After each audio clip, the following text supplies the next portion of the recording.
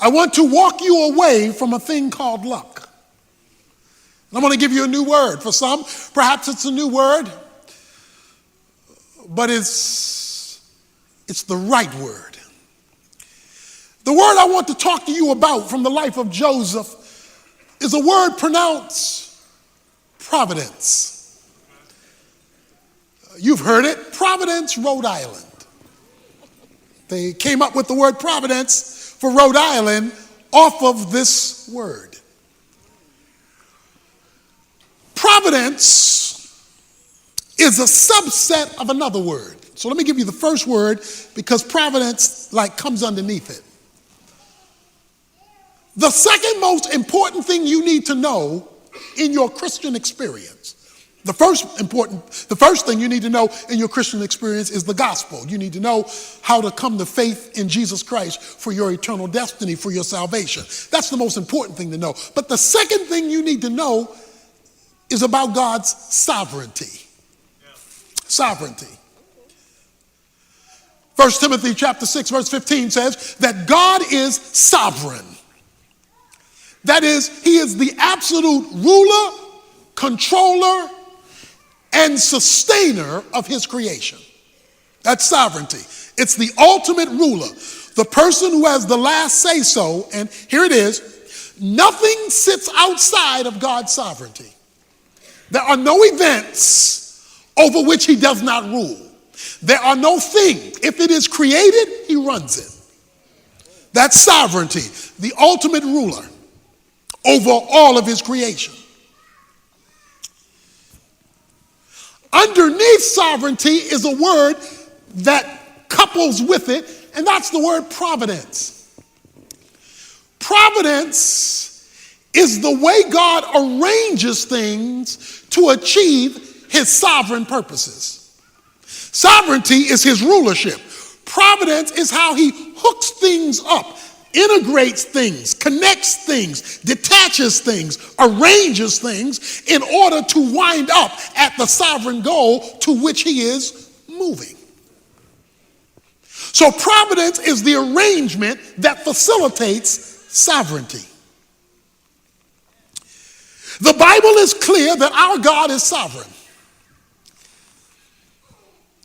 and that he does all things, Ephesians 1 verse 11, after the counsel of his own will. That his purposes can never be thwarted. The scripture is clear that he is ruler over all. He's sovereign. Now here it is. You cannot simultaneously have sovereignty and luck. The two can never coexist. Because luck is random events that occur that shape things. But if you have a sovereign God who controls everything, you can't have random events that shape anything. So you can't have sovereignty and luck. You can't have both. And the way God works out what you and I might call luck is through providence. That is, arranging things so that they come together or disconnect as he so chooses. So I want you to begin to moonwalk from luck and begin to make your way toward providence. We have watched Joseph's life, and it is filled with ups and downs. He's in a coat one day, he's in a pit the next day. He's got a good job one day, he's accused of rape the next day. He's in prison, he's forgotten, he's remembered. I mean, this guy is going through stuff. It looks like one day he's got good luck. The next day he's got bad luck. But look at how Joseph looked at his life in verse 19 and 20. But Joseph said to them, "Do not be afraid, for I am in God's place. As as for you, you meant to evil against me, but God meant it for good in order to bring about this present result, to preserve many people alive. You know what he just said? God did this on purpose. What looked like an unlucky day and a lucky day was God fulfilling his purpose to bring me to my destiny. If you ever get providence, the subset of sovereignty, and move away from luck, you will begin to view life differently. Sovereignty must be the foundation and his providential working, we'll talk about that, by which you now begin to live and look at the events that shape your life so that you can arrive at your divinely ordained destiny. But if you start with the foundation that God is sovereign and that he providentially arranges things to accomplish his goal, you have laid a foundation through which to look at the complexities of life that comes your way. What you and I and others may look at as random events are actually orchestrated events in the purpose and plan of God. Let's put it another way. This mysterious thing called providence means God is sitting behind the steering wheel of history. And sometimes he's on the main highway, other times he's driving down back alleys. Sometimes it looks like he's going the wrong way on a one-way street. But he's steering the steering wheel of history to arrive at a destination. Now let's get this straight. Sovereignty and his providence, how he hooks things up, is not merely related to the big things that happen. See, we look at the big things and we say, well, either God was in it or God wasn't in it because it affected me greatly. Sovereignty is so complete and providence is so intricate that God includes the details. That's why Matthew 10 says that God knows every hair that's on your head and when it comes out. And he says he knows every sparrow that falls out of a tree. So when we talk about the sovereign providence of God, we're talking about not only that he controls the big things that get our undivided attention, but the little things we don't think twice about. Now, I know you like to think the devil is in the details, but God says I'm in the details. Because sovereignty covers everything, and providence is how he hooks the everything up in order to arrive at his specific purpose. Because God is sovereign, he is never caught by surprise, and he never says, oops, that one got away from me. He doesn't do that. Because if he's controlling the big and the little, that means he's not surprised by anything. What shocks you was long known by him. So here is the word. The word is providence. God arranging things. So let me help you right now about providence. The Bible says in Romans chapter 11, verse 33, God says that his ways are unsearchable. You can't Google his providence. You cannot sit at your computer and Google God's ways and get the intricate details of how he does what he does, because it is past finding out. So don't be surprised when God doesn't make sense. He's not supposed to. Because his ways are not our ways, and his thoughts are not our thoughts, and they're not even close. As high as the heavens are above the earth, Isaiah 55 says, so is the gap between God's thinking and our thinking, God's ways and our ways, and you cannot he is the unfigure-outable God. The only things you can figure out is what he decides to tell you. And Deuteronomy 29:29 says he doesn't tell you everything. Now watch this. He says in verse 20, as for you, you meant evil against me, but God meant it for good. Please stick with that word meant. They did, his brothers, his family, did evil against him. And he says, and you meant it for evil. You messed up my life on purpose. You planned to sell me as a slave. You planned to tell my daddy I was killed by an animal. You planned to ruin my life. Anybody in here where somebody planned to mess you up? I mean, they pre-planned that thing. They thought about that thing. He says, as for you, you meant it for evil. But then he uses the word meant again. But God meant it for good. Providence includes good and bad. God is sovereign. Nothing happens outside of his rule. But within God's sovereignty, he created freedom. Freedom means you get to choose. There's no freedom without choice. You're free to say yes or no, to go or stay. God created freedom, but he's also sovereign. So how can he be sovereign and control everything and at the same time create freedom? Because freedom means I can do good or bad. I can be righteous or unrighteous. I can be evil or not. We've all done both because we are free. God is sovereign. He's created boundaries. But he's also created freedom. That freedom allows you to do bad or good, to be right or wrong.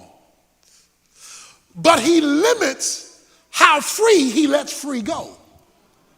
Because when you step on his line, when you step on the line, the whistle blows.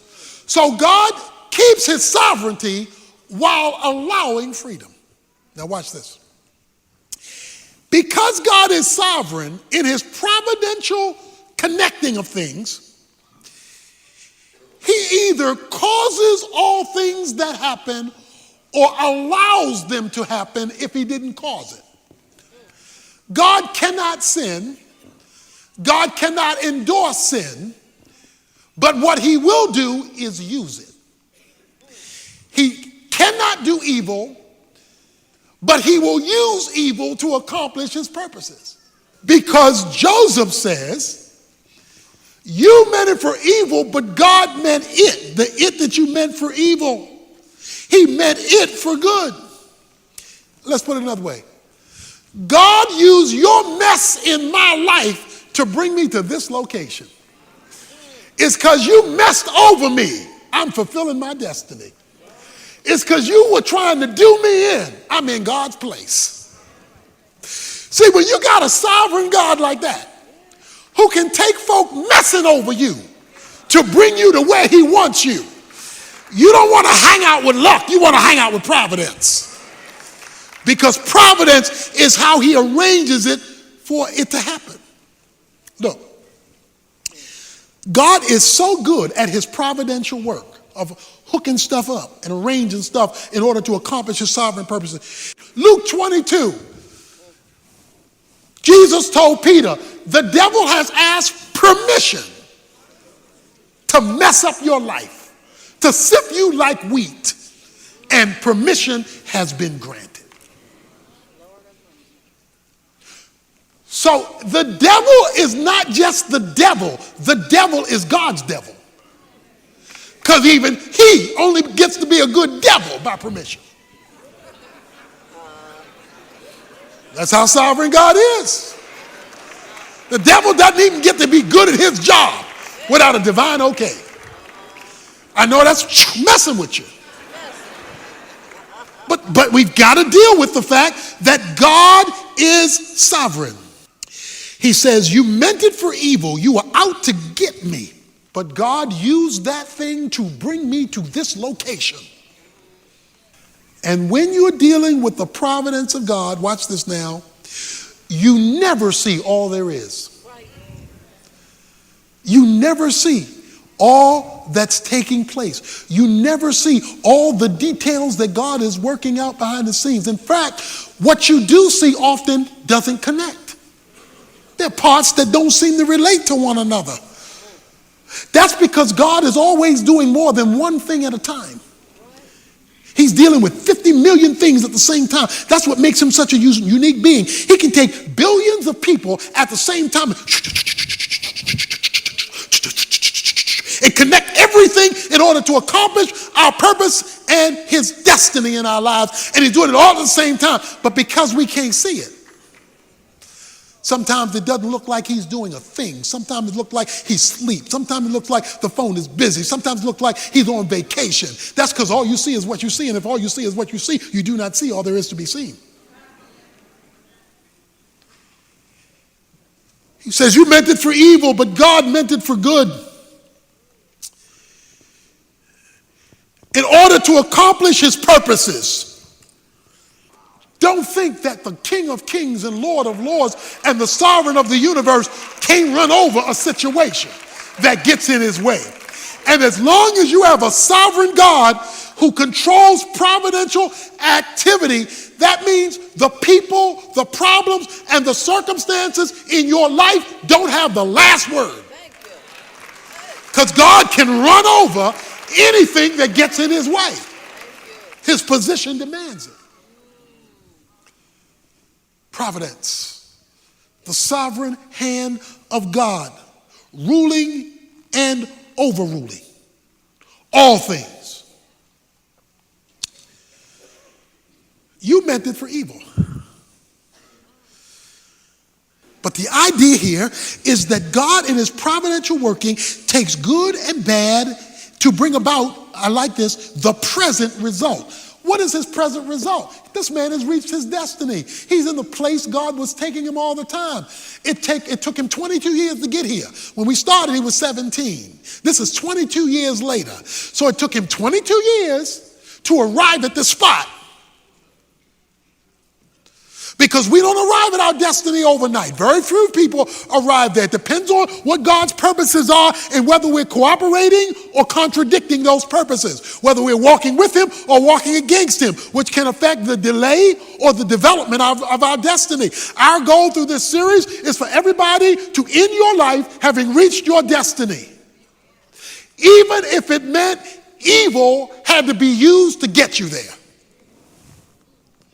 Now, I know some of you are thinking, well, what if you're the one that did the evil?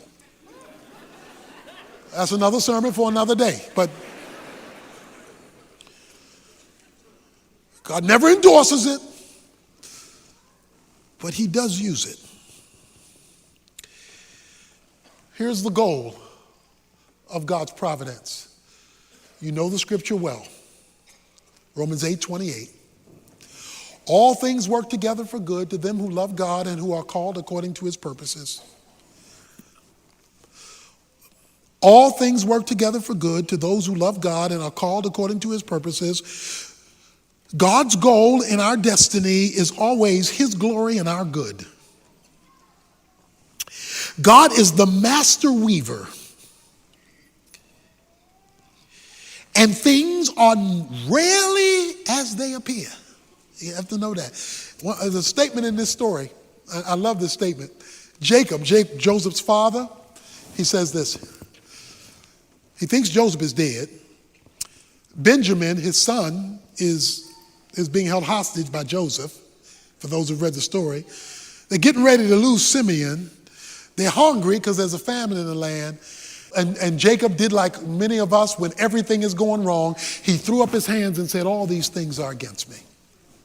You ever felt like that? Nothing's right. Everything's wrong.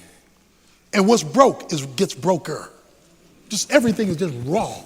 He says, all these things are against me. Little did he know. Joseph was fine, prince in Egypt. Benjamin was fine, Joseph taking care of him. Simeon was going to be fine, and they were all getting ready to go up to Egypt to eat. Because you never see all that God is doing when you're looking at it. You only see that piece that he wants to show you right now. You say, why won't you show me the whole thing? So that you learn to walk by faith and not by sight. So that you and I learn to walk by faith and not by sight. We had a cruise to Alaska. It was a cruise, the Urban Alternative, our national ministry, we had a cruise for our donors, and we went to Alaska. A number of years ago, we went to Alaska, and on our way back, the captain said, we're going to hit a storm. The captain said, we're going to hit a storm, and it might be a rough storm. And boy, was it a rough storm. Because we were in a storm, and it was dark outside. Sister Evans picked up the telephone and said, I want to speak to the captain. I sat on the side of the bed and went, oh, Lord. She said, I want to speak to the captain. The lady said, the captain cannot come right now. We're trying to weather this storm.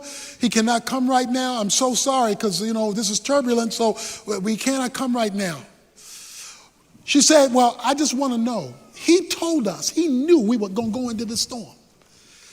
He could have gone through the inside passage and bypassed being directly out in the open ocean in the storm, and we could have bypassed a lot of this storm. That was an option. But he didn't take the inside passage. He took us, and we have 200 guests on the boat, and they're having this miserable experience because the captain didn't go the safer, smoother route. He took and I want to know why he would do that and give us this much discomfort.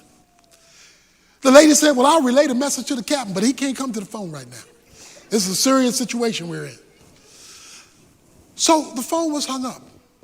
I took a deep breath.